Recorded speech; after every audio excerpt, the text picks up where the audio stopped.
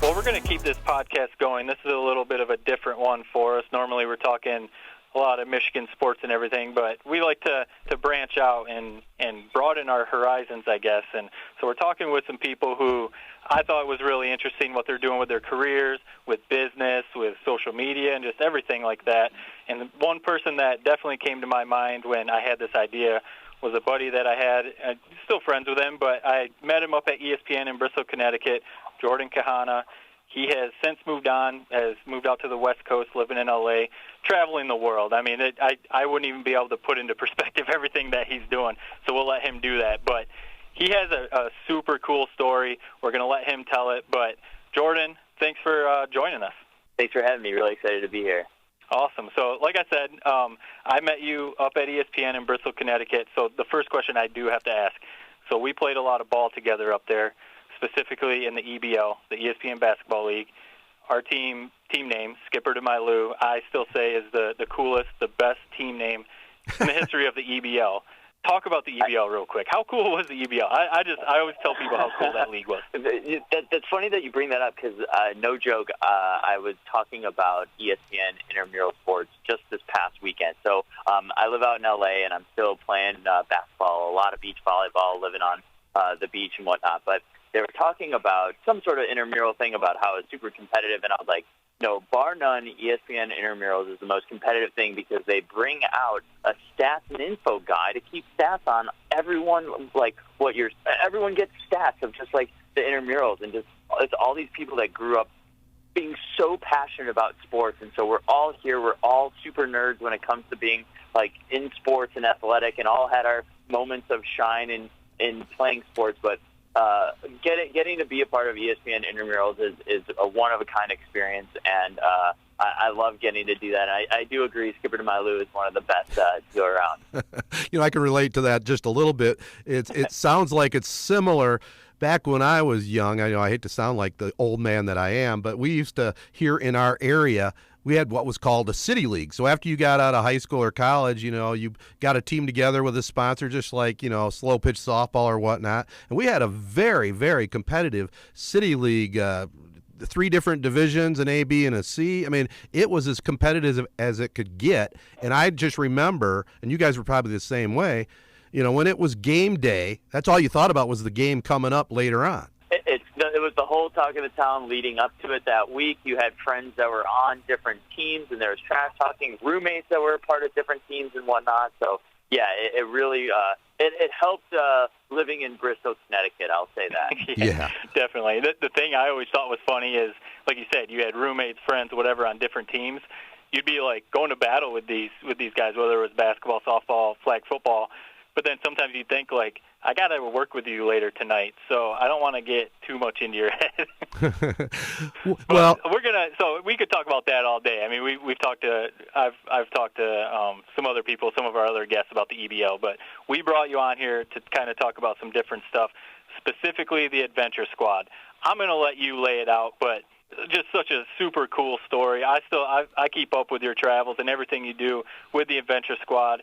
But I'm going to let you kind of give us the Cliff Notes version, kind of what is the Adventure Squad? Tell our listeners that don't know what it is, kind of how it started, and then where you are right now with it. Yeah, absolutely. It's been a great run with it. I'm definitely riding the wave. So I'll kind of start back really quickly. And what brought me out to LA initially is that I left ESPN back in 2012 to come out and run social media for the NFL. The NFL network's based out in Culver City, wow, in the center of LA.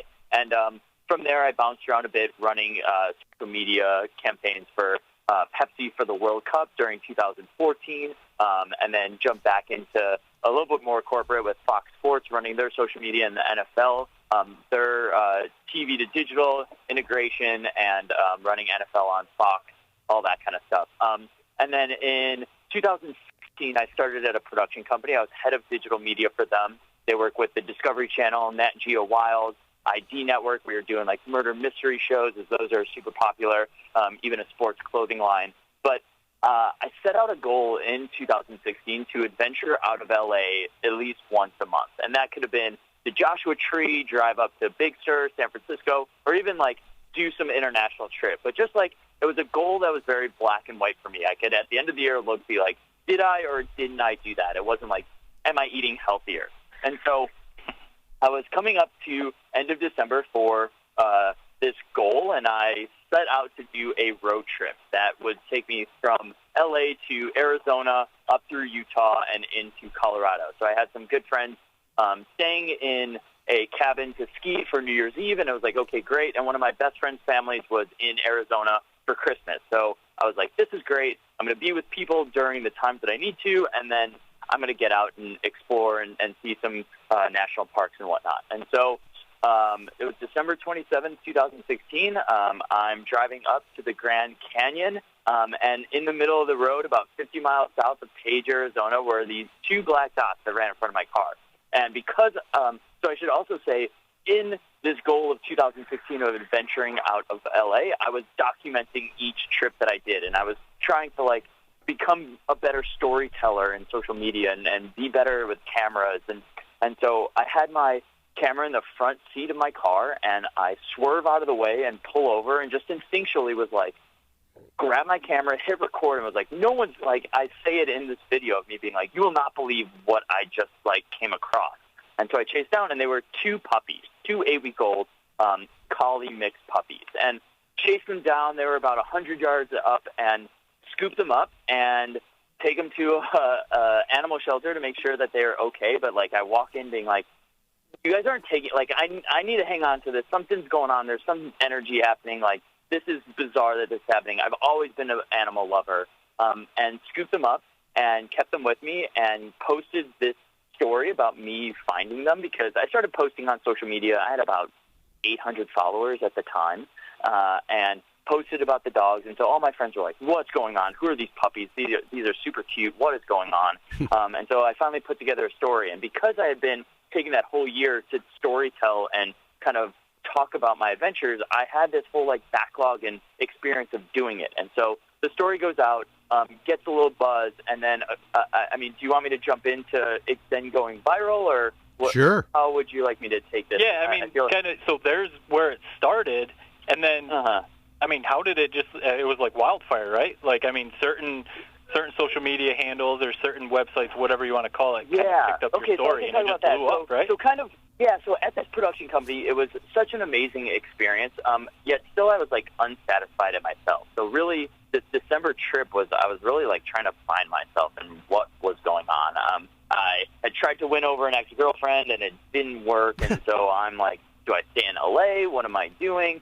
And so that's what that big December trip was. And I had bought a ticket for March of 2017 to just travel. I was going to quit my job at the production company, and I was just going to travel, but then I found the dogs.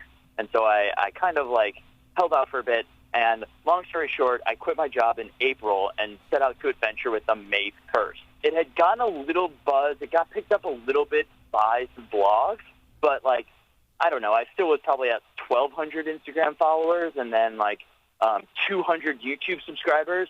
But on May 18th of 2017, I was in Chase Decker's basement in Seattle, a former ESPN colleague of ours. He was letting me stay there in Seattle.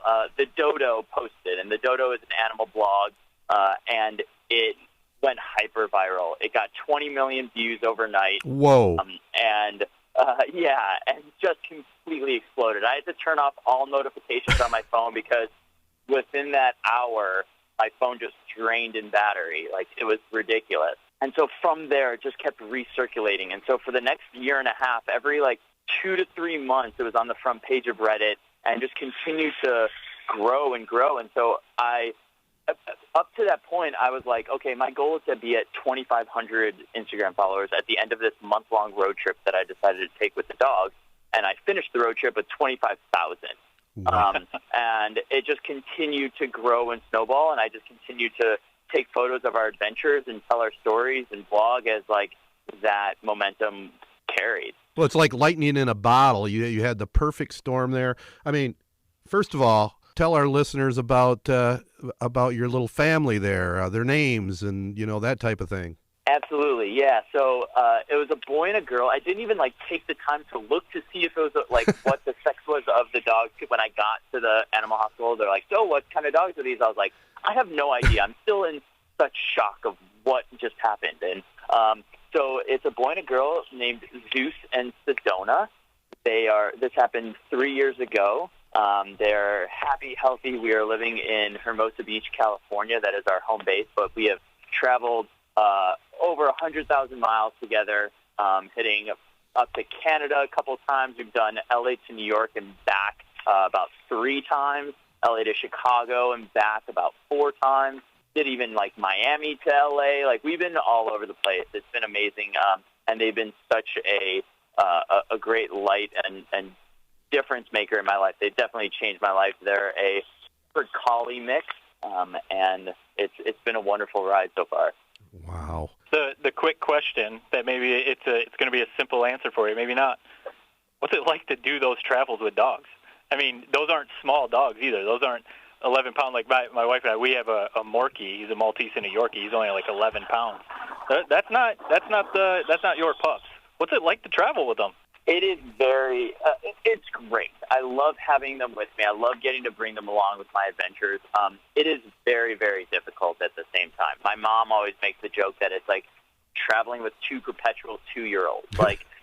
They're smart and they're very they behave really well. However, they can't talk to you. You don't know what's going on, and they're at the core they're dogs, so they're gonna misbehave every now and then.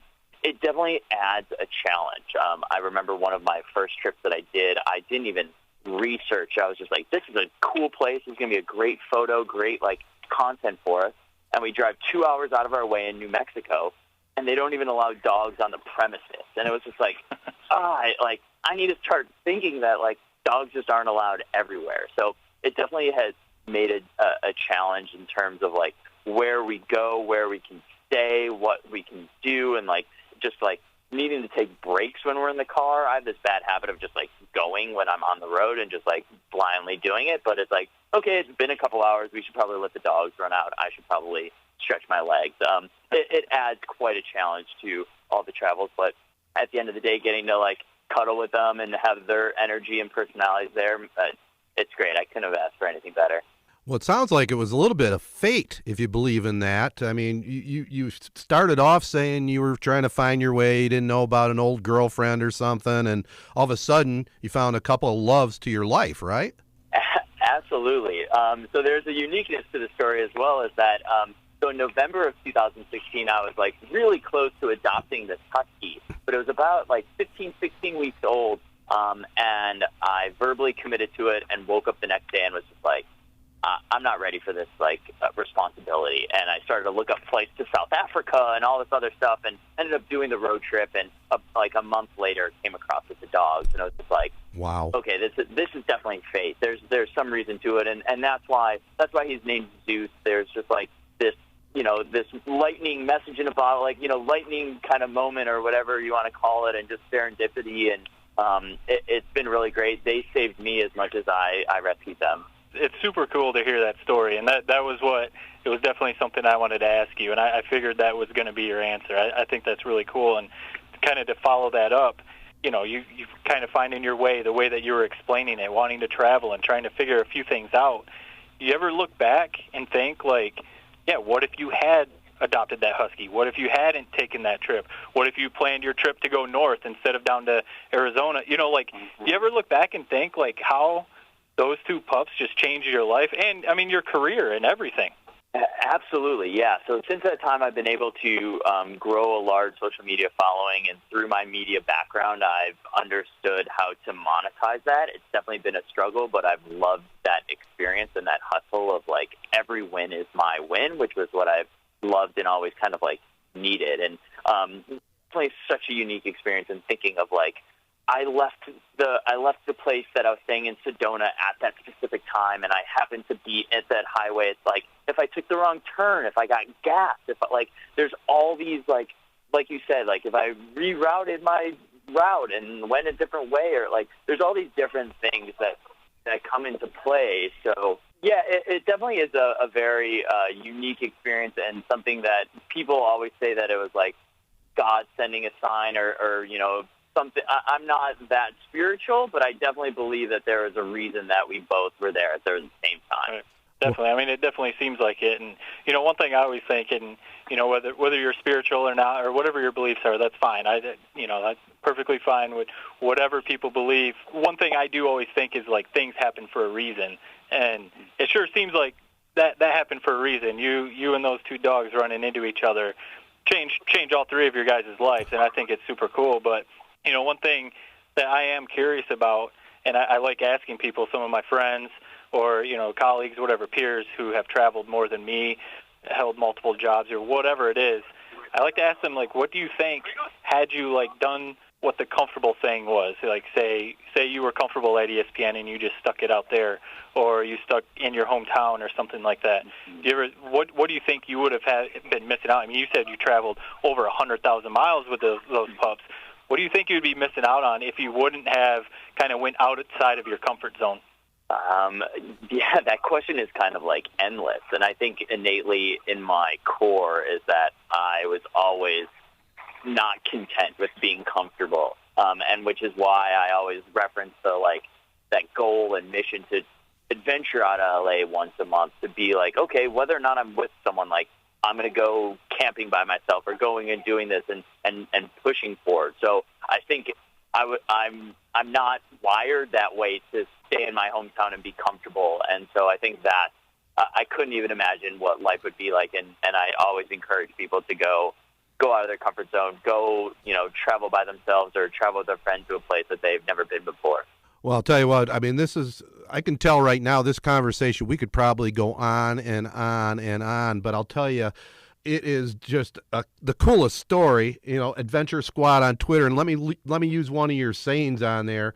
Tell our listeners how they can stay pup-dated on your different social media platforms. Yeah, absolutely. We post very regularly. You can find us on Instagram, YouTube, and Twitter specifically through my handle is Jordan Kahana. We all have the monikers as Adventure Squad. I think I might be changing that to all be handled at Adventure Squad. But for right now, it's under my name as we continue to adventure, posting weekly vlogs on YouTube and pretty regular content on Instagram of just what we're up to and our pup dates of adventures. Well, I'll finish my portion here, Matt, with just passing on to Jordan. My daughter is a veterinarian down in the Detroit area, and I've shared this with her. I haven't heard back from her because I just shared your site with her yesterday, but I can't wait to hear her response. And I've got to believe that there's a lot of veterinarians and all kinds of animal lovers out there going to continue to hop on board. Absolutely, yeah. From one pet lover to the rest, it's always great to hear people's experiences and how much they enjoy just seeing what we're up to, and how I've encouraged them to take their loved ones, their furry pets and fur kids, I should say, with them on their travels. Definitely. I'll finish up with this before we get you out of here. I'm just curious to hear, you've already traveled all over the place. What's left to do with the Adventure Squad? Yeah, so we've hit 37 of the continental 48 states. I'd love to, hit off those final 11. I think it might be 11, maybe 13, something along those lines.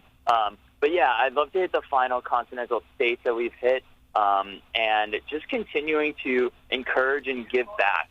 My cousin just today rescued a dog, and she has a family of 3 young boys, and she's reaching out to me on what should I be doing? Well, how do I do this? And for me, as I adopted the 2 pups and having no idea what I was doing, and now I'm suddenly the expert on being a dog parent. And so, just encouraging people to rescue dogs and have them be a part of their lives and the impact that they can create. You don't have to travel with them, just on a day-to-day basis of the love that they can provide and really the difference that they make not only to my life but to theirs.